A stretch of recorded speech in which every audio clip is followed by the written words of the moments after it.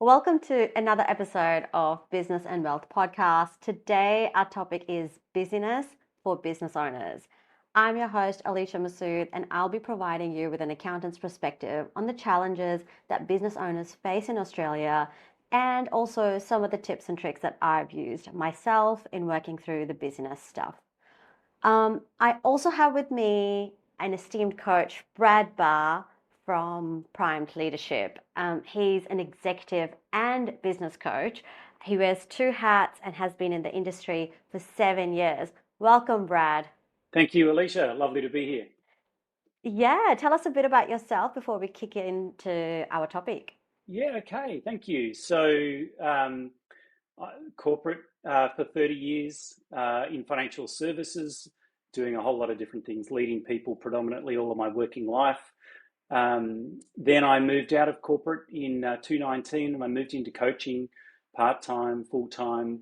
I've been running my own business since then, juggling a family of late teens, early 20s, a few dogs here and there. And so, yeah, I've had a lot going on in the last number of years. That's fantastic. So people really should listen to you when you talk about, you know, um, busyness from a coach's perspective, because sounds like you have been talking about this with lots of different people for a while, and obviously other aspects of leadership and coaching material that you go through. Thank you. Yeah. So last time we caught up, we were talking about busyness, and primarily we talked a lot about how when you and I talk to business owners, we find that they sort of say, yeah, I'm so busy. I'm so busy. And it's kind Mm. of like that badge of honor where people go, yeah, it's so good to be so busy.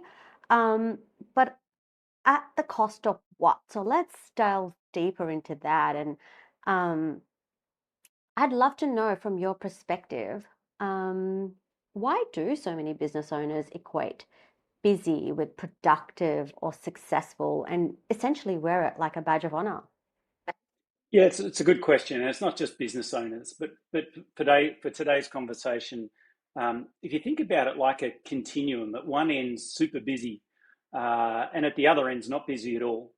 So where would you like to be on that continuum, right? I find a lot of people would prefer to have some balance, but when you ask them how are they, how's business, the default seems to be busy, and so I think there's this acceptance that if I'm not busy, I'm not successful, or I don't have enough clients, or I don't have enough work. And so I think our natural reaction to say, hey, we're busy, which means we're going pretty well.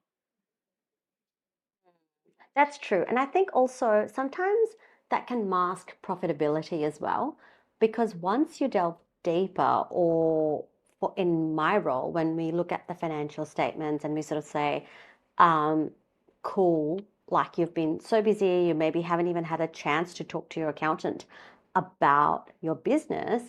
And then when we delve deeper, a lot of the times there could be a profitability problem because a lot of the times business owners haven't considered the value of their time, Mm. or what they are working on may not be the profitable bit. It may just be uh, spinning their wheel on something, or they could hire somebody else to do that role for them. Mm. Um, and what's your perspective on the profitability piece, or have you come across something along those lines? Yeah, absolutely. I think a lot of small business owners, a lot of leaders um, might have a bit of a mask on around busyness, but I'm curious as a coach as to what's going on behind the scenes. And so, of course, we want to be busy. We want to be doing good work. The question is not how much work we're doing, but are we doing the right work?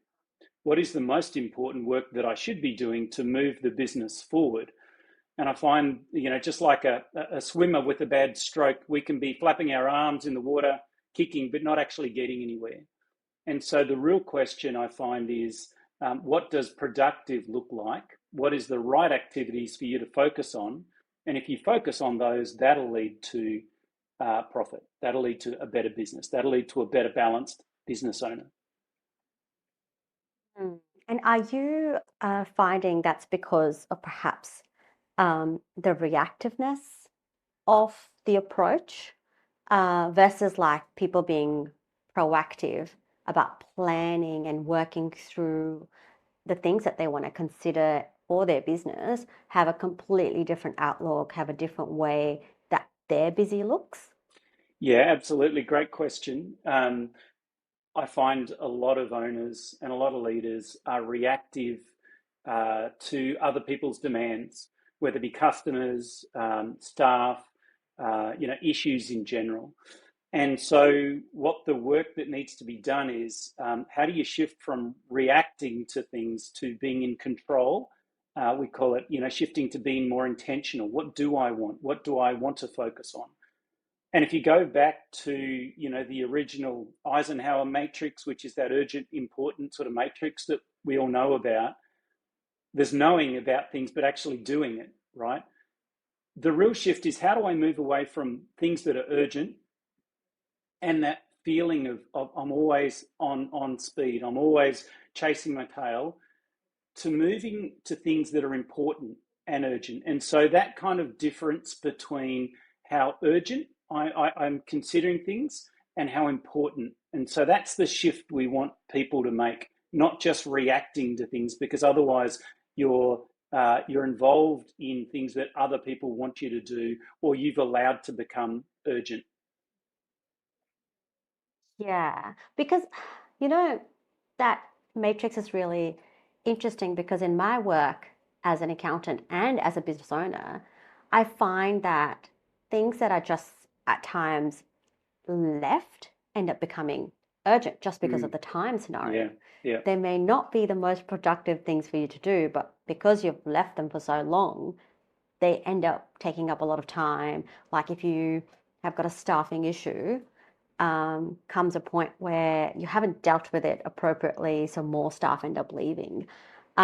But you'd have a more detailed or in-depth understanding as to how the staffing complexity works for businesses or business owners. But yeah, sometimes people end up doing a lot of just the urgent work, but not the work that should be the priority. yeah. I'm speaking with a lot of business owners who are experiencing this now, and there's this often a fear of letting go as the owner, particularly in the small businesses, and trusting the teams and spending the important time on developing your people, on enabling them to do what they turned up to do. And so often I find the challenge is actually the leader, not the people. And so, how do we help the leader step back, slow down a bit, and focus on what's most important? And one of those activities is certainly around planning and developing their team so the team can be successful, because then that will lift the performance of the business. That's so true. But then how does a business owner, for example, the business owners that I talk to, they are running their own business. They haven't really gotten training on how to run their business. They are just really good operators, Yeah, and the skill they've got is incredible, yeah, right? So they sort of go, I've been performing the skill. I know I can get results.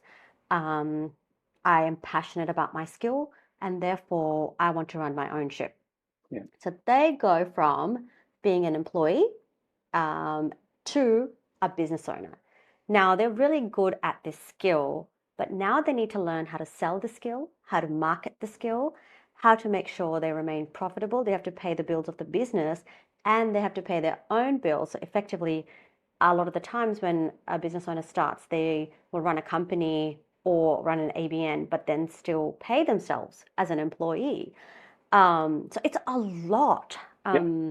And how would someone go about deconstructing that to sort of go, okay, this is perhaps my priority. Some tips and tricks would be fantastic. Yeah, again, it's a good question, and it's common for business owners. It's also common for leaders. As you transition from leading yourself to starting to lead others, leading a team, then leading more than one team, and then ultimately leading a business or an organization. And so it is a shift away from thinking about your own needs to thinking about the bigger needs. And team is always bigger than the individual, and business is always bigger than the team. And so mindset is critical around that. Um, in most sporting teams, I love sport as you know, in most sporting teams, the transition from a very good player, whatever the sport, into being the captain or the coach is a challenging one. And sometimes the very best players, in fact, often the very best players don't become the best captains or coaches. And the key reason why is it's a different role. The orientation's different. Two things are happening. One, you're shifting roles into looking after others and thinking of others and developing others and focusing on collective outcomes. That's the first shift. And so you sort of feel like you're moving away from something, but what you're moving towards is the bigger picture and what's actually happening in the business and where's the business going. So they're the kind of the two different movements that are going on. A key thing I try and say to my clients, Alicia, is it starts with awareness, and from awareness you can then take action. It's sort of like a simple thing to think about. What do others need? What does my team need? And what's the role that I'm performing? Because not a lot of us will accept, actually, you know what, maybe I'm not the best person to be the CEO of this small business.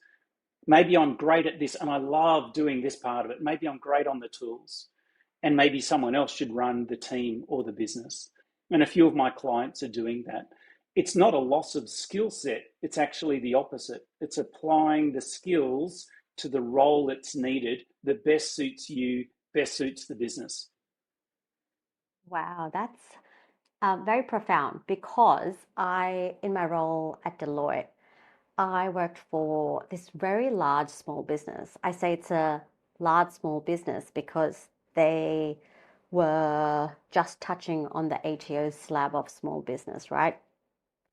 And the business owners had actually moved back and ended up employing a CEO, a CFO, for the two separate branches of the businesses that they were running.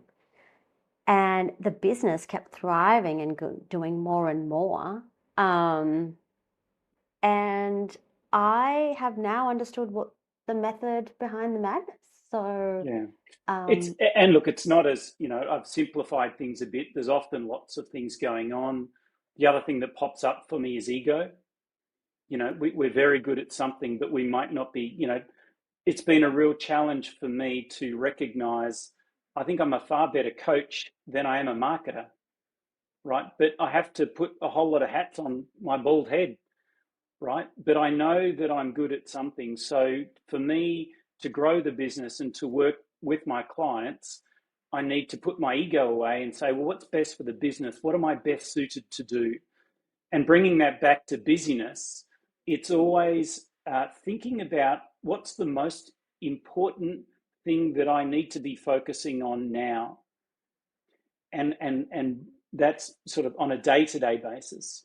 More broadly, and how does this take us as a team, as a business, towards our vision, where we want to go? And what's my role, either a CEO or anyone else in the business? How am I contributing to that? Because if everyone's clear and you're aligned on the vision, it makes things so much more effective. that's so true. Now bringing in the working in Mm, versus on the business conversation, and we hear mm, that a lot when we talk to business owners, right? They always talk about, yes, I really need to be working in the on the business more than I'm working in the business. Every time we have, financial year check-ins with them, um, and my conversations, I understand that when people are really working in the business, they're not able to get up and look at the bigger picture and sort of go, okay, maybe I'm one electrician too short. Maybe, or maybe I just need to hire someone to support me with the admin. yeah.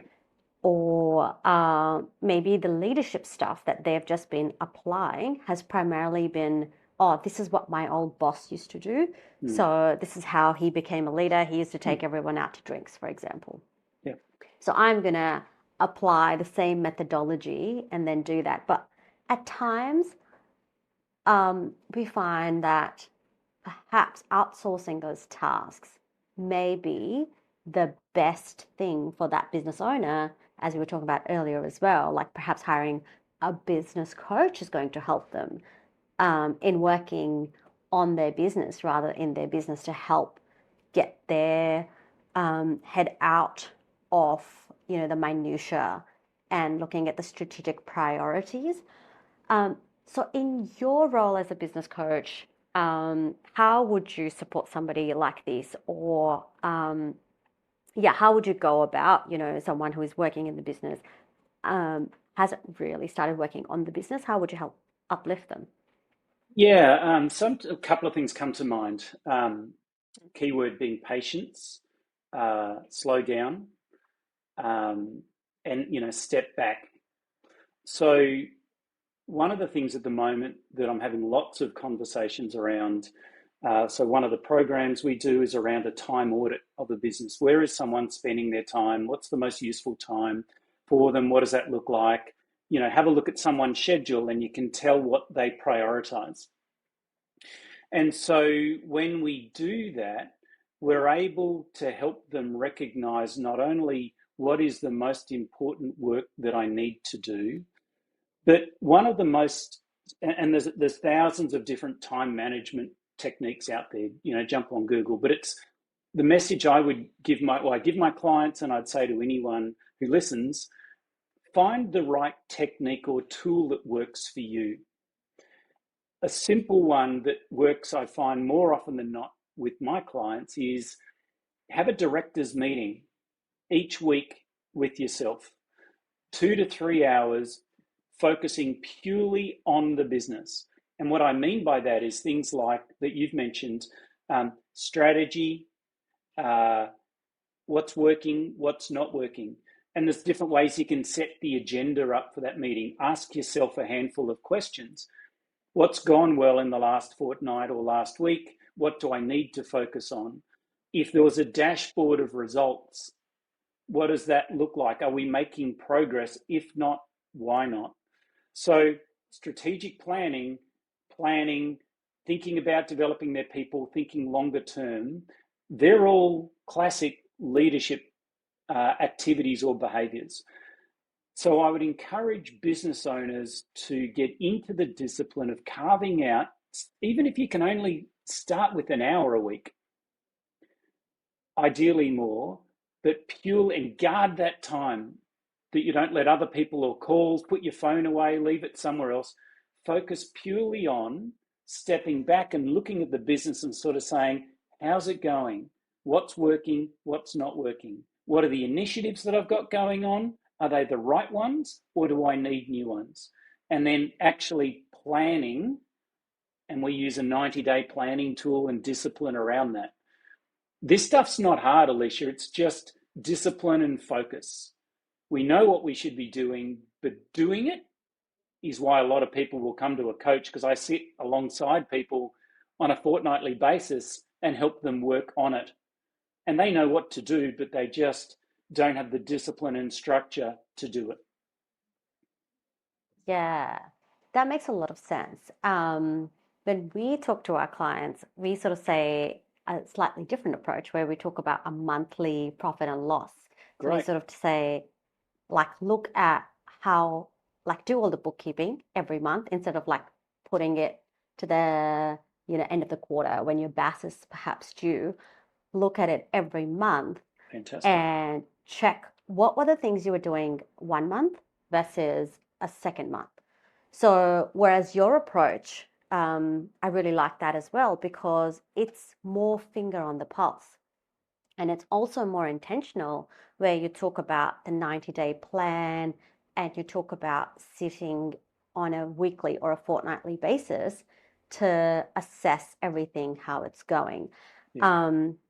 What we find people do when they look at their profit and loss on a monthly basis is they sort of go, okay, last month I was running Google Ads and that costed me a lot of money on marketing and I got X amount of leads from it.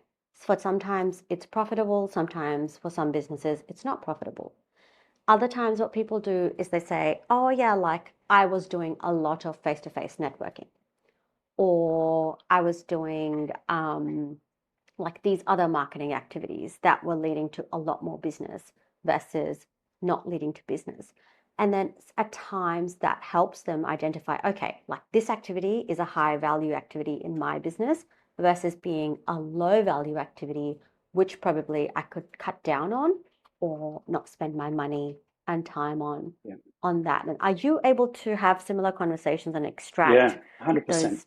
Yeah, I think at its core, coaching is around um, enabling the other person to step back and reflect on what's happened and make sense of it, right? And through the coach's approach, we help them, talk through what happened, what have they learned from that, what will they do differently, what might have been the causes, but also, so where are we now? What does it look like? And then, most importantly, how do we take those lessons and insights and apply the planning discipline of saying, well, okay, what do we need to do to go forward? Right. So that's kind of and whether or not it's looking at marketing or sales or cash flow or people, the same approach applies. How do I make Yeah. sense of what's happening? What can I learn from that? What can I apply? What do I need to do the same, differently, etc.? And then, okay, going forward, it's the other metaphor that hits me. It's like I don't know, maybe because it's hot outside. It's a swimming metaphor again. When you swim in a pool, you're guided by the lane ropes, right? And you follow the black line at the bottom of the pool, right? And you just keep going. You get to the end, you turn, and depending on how many laps you're doing. When you're out in the ocean, or you don't have, or you're swimming in a lake or whatever, you have to keep looking up. Am I on track to where I'm going? Right? You never see anyone who's ocean swimming or whatever not looking up. Right? They might be looking around for sharks and other stuff, but what they're doing is they're looking, are they on track to their goals, to their end game, to the point that they want to get to? And I think that's the same for business owners. How often am I taking the time to look up and look out at where I'm going? Am I still heading in the right direction, or do I need to course adjust? And then I come back to what I'm doing and we go again. And you don't want to leave that too long, because you might be heading in a different direction. And then when you do look up, you're completely in the wrong spot. Yeah, that's a really good metaphor, to almost think about business as a professional sport, as an athlete, because when you are, and there's so much to be learnt from athletes as well, 100%. because they are dedicated, they've got a lot of built-in resilience, um, or they build their resilience muscle, Yeah. and they're not shy of trying things, and they are also practicing a lot of the time. And Yeah. you can take those elements and bring it to um, business as well, I as they love this topic. apply. I love it. And I could talk about it if we've got 3 hours, but maybe it's a topic for another day. But I think, like, case in point, Winter Olympics, people that have trained for 4 years to get to where they need to get to. So, preparation, what does that look like? Then there's the performance and the poor athletes that have crashed out and injured themselves, right? Then the next bit, which is what a lot of leaders, a lot of small business owners don't do, that athletes do, is they focus on their recovery. Because only if your recovery is good are you able to get back to training again to perform. And so I think that's a message that I'd love to give your listeners today, around what is it they're focusing on that's most important, but also, are they creating space to look after themselves from a recovery point of view, so that they can perform better when they're back on the field or court or in the office. And a slight tangent from this topic is when we talk to our clients, we also talk about the the per hour calculation, where we talk about, for example, how much per hour your billable rate is. And this is a very accounting terminology, I know, but it's such an important concept for business 100%. owners to get the grasp of, Yeah. to sort of go, okay, if you're targeting $150,000 in profit, which is after you've deducted all of the expenses of the business, then you start to pay the person who's running the business, right? You don't pay the business owner the first time you get some money in. So then you want to divide by the amount of hours you're putting into the business. And once people do that calculation, like you see their faces change because they go, holy, I'm just working Yeah. for this much. Yeah. Like I was getting paid more per hour Yeah. working for someone at times, or they go, okay, this is a real penny drop moment for me because I can now hire an admin staff at $25 an hour, or if they offshore it, even cheaper than that, to do all the minutia work to help give me a summary to go, okay, now I'm spending my $85 an hour on the stuff that really matters, on the stuff that is going to move the needle. Yeah. 100%. Yeah. Yeah. I Um, love it. And I think it's like, again, the athlete connection to your point. Athletes have to understand their numbers. They know their performance. They're mm, constantly looking at them. They're checking in on them. They have the mindset they want to improve. And so when you show business owners, and again, as part of our time audit process, we talk through that, the hourly rate. So I love the fact that you've highlighted that because the numbers don't lie. And so knowing that, though, coming back to awareness, knowing that, what am I going to do differently, or what needs to be done differently to get a different result? yeah, or in an economic concept, we can also talk about the opportunity cost. Very similar concept where you talk about your opportunity of time, because time is a limited resource. Yeah. Um, what are you missing out on as the cost of you spending time on this other item? And what should you be spending time on? So I think a lot of this busyness stuff that business owners talk about, once as an accountant we have this conversation with them, a lot of the minutia sort of drops.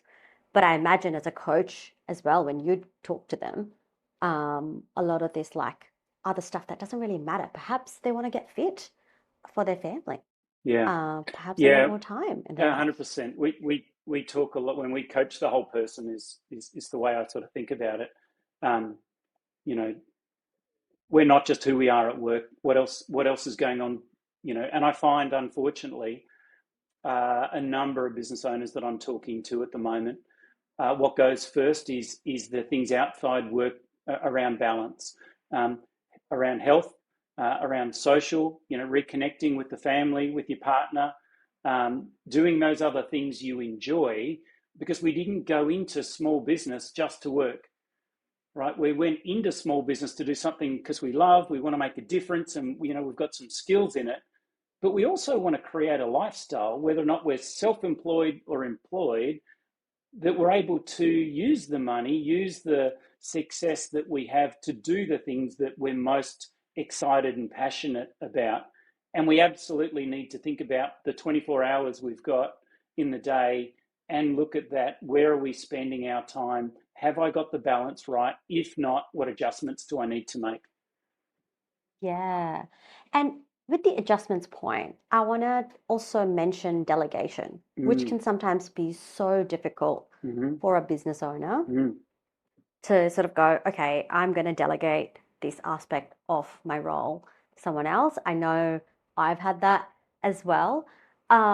So perhaps how do how does someone think about the delegation challenge? yeah, it's a very common thing, whether it be in corporates, in self-employed. Um, I believe it starts with mindset and and awareness. So awareness of where are the opportunities of things that if they're urgent and not important, that I could potentially delegate to someone else. The fundamental flaw, I think, with people thinking about delegation is, how do I get rid of stuff that I don't want to do? Right? That's the wrong mindset. The mindset is, who else could do this? There's a great book, Who Not How. And one of the things it's thinking, who is the right person who could do this? And it's not thinking about, the $25 an hour or whatever, but who is the right person that could do this? That allows me to focus on something that I might be more suited to doing, right? So the mindset is also around development. How can I set them up for success? So, and we know people stay in roles and grow in roles and stay in companies, not just for the money, but generally for the leadership and for the culture and enjoyment of work. And if we're developing people by giving them new opportunities, giving them additional things to do, responsibilities, and we help set them up for success, that's a win for them, and it's a win for the leader, because the leader can then focus on other areas, and more gets done, and the business will perform better. That's so true. I know for sure I have stayed in in organizations previously where I felt like I'd be given more opportunity versus in another organization where I was like, maybe my opportunities are going to stagnate after this next move. Um, so yeah, that's a very, very key point. And systemization as well, right? Systemization is also really important. In our business, for example, we've got so many systems and processes that we've now built in that delegation feels very comfortable. We are onboarding a new employee next week, and we're very excited for that because I think this time round, and we've had an unsuccessful hire last year, towards the end of last year. Okay. But whilst we were away on holiday, we took some time and thought about how can we improve our systems internally to feel more comfortable about the delegation aspect of it. And and now our systems they were really good before as well, compared to like a very traditional accounting firm. But now they're even better than they were before for us to feel really confident and Fantastic. comfortable. And us using the systems as well, we're enjoying a lot. Like Yeah. on Monday, I was working through and I was like, oh, this is like a breeze. Like I used to spend maybe 15 minutes doing this or 20 minutes writing this email. But now that I've systemized the email, because that kind of email I have to send 90% of Yeah. my new clients, it's made such a huge difference. So Yeah, and, yeah. and we know generally in most businesses, the more systems and processes there are, it makes the business more valuable. So Mm, the embedded systems allow, often cost savings, time savings, benefits around, peace of mind, etc. So absolutely, looking through those tasks, that there is an opportunity to either systemize it to who or what. So is it someone or a system, AI? Is it something else that could do these tasks, set up this process so it's repeatable to give us those benefits? exactly, exactly.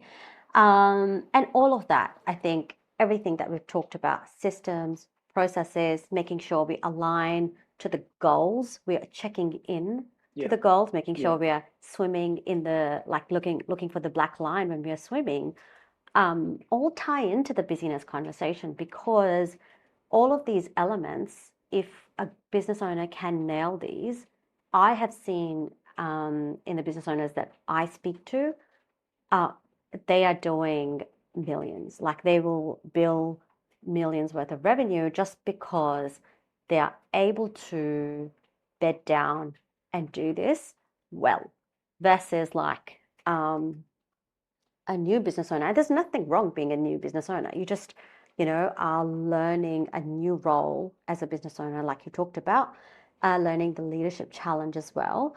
Um, but also, there are so many things that you don't know when you become a business owner, but the ones who get the right help and the ones who apply the right advice, because you can plan all you want, but unless you implement it or take out the time to implement it, it's not going to deliver the results that you want it to deliver. yeah, And all of it ties into busyness because it helps you free up your time, or the business owner free up their time to do the things that matter the most.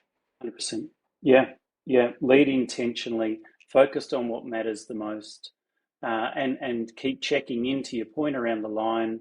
Am I doing those things? And if not, how do I get onto those things, and how do I apply different techniques to make sure I'm spending my time on this so that I can do other things as well? Yeah. Well, we'll be looking to wrap up. Any last thoughts from you before we wrap it up for today? No, well, I appreciate the opportunity. I think, all of us, I think I'd just ask your listeners, next time you hear someone that says they're busy or they're feeling like they're busy, just notice, are they clear on what they need to do, and focused on that. And there's a number of different tools and techniques they can apply, even as simple as getting things out of their head onto a bit of paper and looking at what needs to be done and applying that urgent, important type of thinking to it, and planning. The more a business owner can be intentional about what they want and how they're going to go about it, that will set them up for success. And of course, if they want to coach, uh, love to have a chat. Yeah, definitely. Reach out to Brad Barr. I'm going to leave the link to his LinkedIn and his website Thanks. below in the show notes. So please check him out. And if you want a time audit workshop or a 90-day plan, Brad will be fantastic. Thank you. Thank you. Great to talk to you, Alicia. Thanks for the opportunity. No worries. Great to talk to you as well. Speak to you later. Thanks. Thank you. Bye.